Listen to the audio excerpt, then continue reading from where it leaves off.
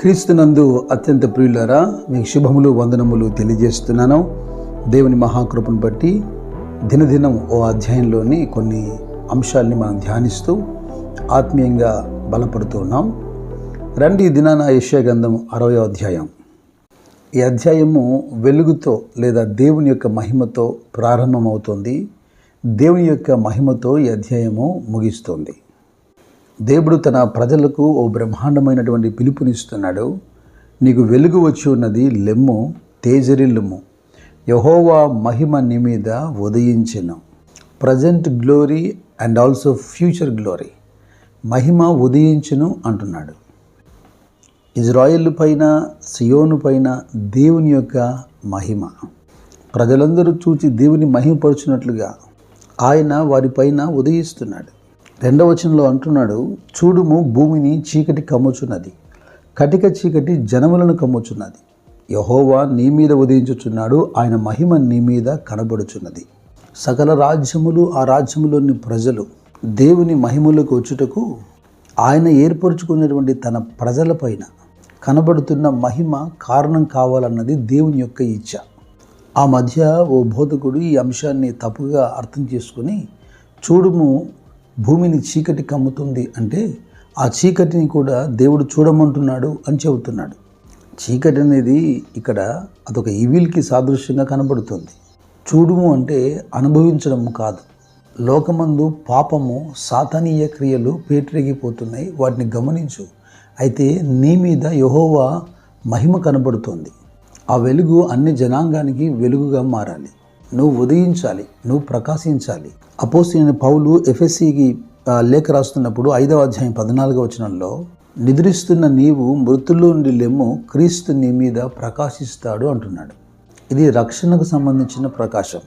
పేతురు భక్తుడు కూడా తన మొదటి పత్రికలో 2వ అధ్యాయంలో 9వ వాక్యంలో, అయితే మీరు చీకట్లో నుండి ఆశ్చర్యకరమైన తన వెలుగులోనికి మిమ్మల్ని పిలిచిన వాని గుణాతిశయములను ప్రచురించే నిమిత్తము ఏర్పరచబడిన వంశమును, రాజులైన యాజక సమూహమును, పరిశుద్ధ జనమును, దేవుని సొత్తైన ప్రజలునై ఉన్నారు.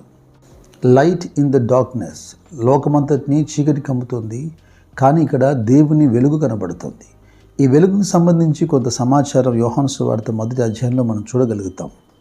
ఇది లోకంలో మనకు కనబడుతున్న రాత్రి పగలు దానికి సంబంధించిన వెలుగు కాదు. అందుకే లేఖనం ఇలా అంటుంది, నిజమైన వెలుగు ఉండెను 9వ వాక్యంలో. అది లోకములోకి వచ్చుచు ప్రతి మనిషిని వెలిగించుచున్నది. ఆయన లోకములో ఉండెను, లోకం ఆయన మూలముగా కలిగెను, కానీ లోకం ఆయనను తెలుసుకోనలేదు. ఎవరు ఈ వెలుగు అంటే 14వ వాక్యంలో అంటాడు, ఆ వాక్యము శరీరధారి అయి కృపాసత్య సంపూర్ణుడిగా మన మధ్య నివసించెను. తండ్రి వలన కలిగిన అద్వితీయ కుమారుని మహిమ వలె మనం ఆయన మహిమను కనుగొంటిమి. దేవుడు చెప్పిన కొలతల ప్రకారం దైవజనుడైన మోషే ప్రత్యక్ష గుడారాన్ని నిర్మించిన తర్వాత నిర్గమకాండం 40వ అధ్యాయంలో మీరు చూస్తారు, చివరి వచనాల్లో దేవుని యొక్క మహిమ మేఘము ఆ మందిరంపైకి దిగి రావటం. అలాగే ఇక్కడ లెమ్ము, తేజరిల్లుము అంటున్నాడే, ఇది సంఘమునకు పిలుపు. ప్రతి సంఘము క్రీస్తు యొక్క ప్రకాశం చేత నింపబడాలి. ప్రత్యక్ష గుడార మహిమా మేఘముతో నింపబడినట్టుగా క్రీస్తును అంగీకరించిన ప్రతి విశ్వాసి జీవితం పైన దేవుని యొక్క మహిమ కనబడుతుండాలి. రక్షణతో ప్రారంభమవుతున్న ఈ మహిమ శాశ్వత కాలంగా నిలిచిపోతుంది. ఈ యెషయా గ్రంథం 60వ అధ్యాయంలో మీరు గమనించండి, 19 నుండి అధ్యాయం చివరి వచనాలు. ఇక మీదట పగలు సూర్యుని ప్రకాశము నీకు వెలుగుగా ఉండదు, నీకు వెలిగించుటకే చంద్రుడు ఇకను ప్రకాశింపడు. యెహోవాయే నీకు నిత్యమైన వెలుగవును, నీ దేవుడు నీకు భూషణముగా ఉండును. నీ సూర్యుడికను అస్తమించడు, నీ చంద్రుడు క్షీణింపడు. యెహోవాయే నీకు నిత్యమైన వెలుగుగా ఉండును, నీ దుఃఖదినములు సమాప్తములగును. సూర్యుడు అనేవాడు ఉన్నంతకాలం అస్తమించక తప్పదు. మరి ఇక్కడ కనబడుతున్నటువంటి సూర్యుడు మలాకి గ్రంథం 4వ అధ్యాయంలో ఉన్నటువంటి నీతి సూర్యుడైనటువంటి క్రీస్తు. ఈ వచనాల్లో మనకు కనబడుతుంది, దేవుడే తన ప్రజలకు మహిమగా ఉన్నాడు. Yes, God is your glory. చాలా వరకు సేవకులు కానీ మరి విశ్వాసులు కానీ తమ పైన వేరొక మహిమ కనబడేట్టుగా ప్రయత్నించకూడదు. గలతీయులతో పౌలు అంటున్నాడు 2వ అధ్యాయం 20వ వాక్యంలో, నేను క్రీస్తుతో కూడా సిలువ వేయబడి ఉన్నాను, ఇకను జీవించువాడను నేను కాదు, క్రీస్తే నా యందు జీవించుచున్నాడు. నేను ఇప్పుడు శరీరమందు జీవించుచున్న జీవితము నన్ను ప్రేమించి నా కొరకు తాను అప్పగించుకున్న దేవుని కుమారు యందలి విశ్వాసం వలన జీవించుచున్నాను. ఇప్పుడు అందరూ క్రీస్తుని నాలో చూస్తున్నారు. క్రీస్తుని నాలో చూడాలని నేను ఆశిస్తున్నాను. మా శరీరములో క్రీస్తును మేము ప్రదర్శిస్తున్నాం. ఆయన మమ్మల్ని మహింపరుస్తున్నాడు. వెళ్ళిన ప్రతి చోట మాకు జయమిస్తున్నాడు. అయితే మేము ఆ జయములో లేదా మా పైన ఉన్నటువంటి మహిమలో స్వకీయమైన మహిమను వెతుకుతున్న వారం కాదు, కానీ క్రీస్తునే ప్రదర్శిస్తున్నాం అంటున్నాడు. కొరింథీయులకు రాసినటువంటి 2వ పత్రిక 4వ అధ్యాయంలో 10వ వాక్యం కూడా చూడండి. యేసు యొక్క జీవము మా శరీరమందు ప్రత్యక్షపరచబడుటకై యేసు యొక్క మరణానుభవం మా శరీరమందు ఎల్లప్పుడూ వహించుకొని పోవచ్చున్నాము. ఇది ప్రతి విశ్వాసికి ఉండవలసినటువంటి నైజం. సంఘము ఎత్తబడేంత వరకు లోకములో ఉన్నటువంటి అన్య జనాంగమంతా చూసి ఆకర్షితులై దేవుని సంధికి వచ్చినట్లుగా దేవుని మహిమ కనబడుతుండాలి. అలాగే ఎత్తబడిన తర్వాత శాశ్వతంగా పొందబోతున్నటువంటి మహిమ గురించి కూడా యేషయా మాట్లాడుతున్నాడు. ఇక ఈ పాట ముగింపుగా మరికొన్ని మాటలు చెప్పాలి.